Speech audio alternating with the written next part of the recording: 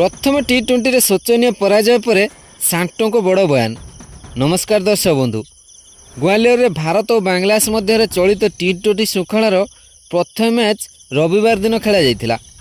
रविवार खेल जाता मुकाबला घर भारत बांग्लादेश को 7 विकेट परास्त करने सह श्रृंखलार 1-0 अग्रणी लाभ करिछि।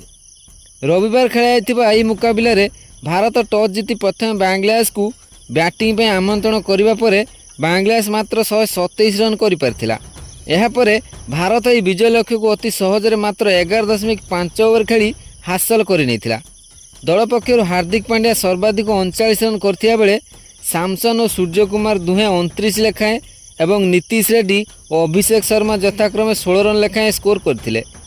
नीतीश रेड्डी और हार्दिक पांड्या शेष पर्यंत नट आउट थिले।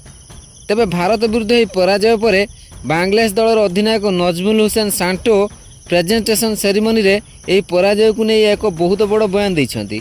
तेबे नजमुल हुसैन सांटो देइथिबा से बयान कौन जानिबा ए वीडियो रे।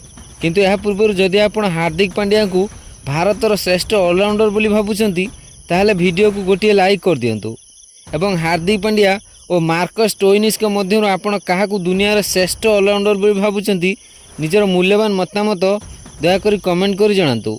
तेबे आसंतु जानिबा संपूर्ण खबर।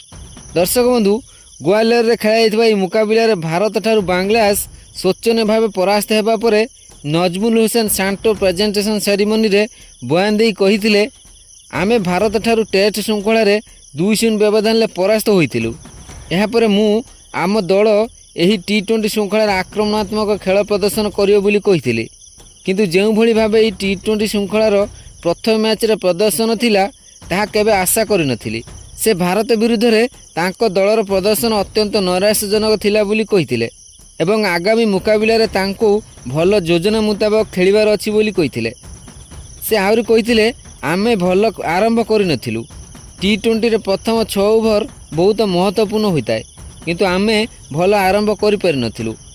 आमर योजना सकारात्मक क्रिकेट खेलिबा एवं प्रथम बॉल ही पूरा दम रे खेलिबार थिला, किंतु आमको किछि ओवर देखि रखि खेलिबाकू पड़िथिला। आम पाखरे अधिक योजना नथिला, किंतु आमको आसंता मैच रे भल योजना मुताबक क्रिकेट खेलिबाकू पड़िबो। आमको स्ट्राइक रोटेट करी खेलिबाकू पड़िबो। टी20 रे केवल छक्का चौका मारी खेलिले हेबो नाही। जदि आमे विकेट हाथ रखी खेली थांतु ताहले हुए तो आमे भारत आगे एक भल लक्ष्य रखी पारथांतु, किंतु आमे ताहा करि पारिलु नाही। आमे बेसी रन करि पारि नथिलु, जहाँ भारत को एही मैच रे विजय पाई सहज होइतिला। आम दल पक्षरु रिशाद भल बोलिंग करथिले एवं मुस्ताफिजुर मध्य भल बोलिंग करथिले, किंतु आम पाखरे डिपेंड करिया पाई पर्याप्त रन नथिला।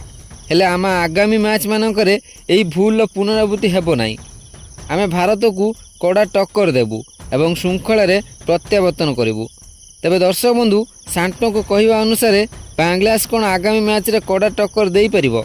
कौन बांग्लादेश भारत को आगामी मैच रे परास्त करि पारिबो? निजर मूल्यवान मतामत दयाकरी कमेंट कर जणांतु।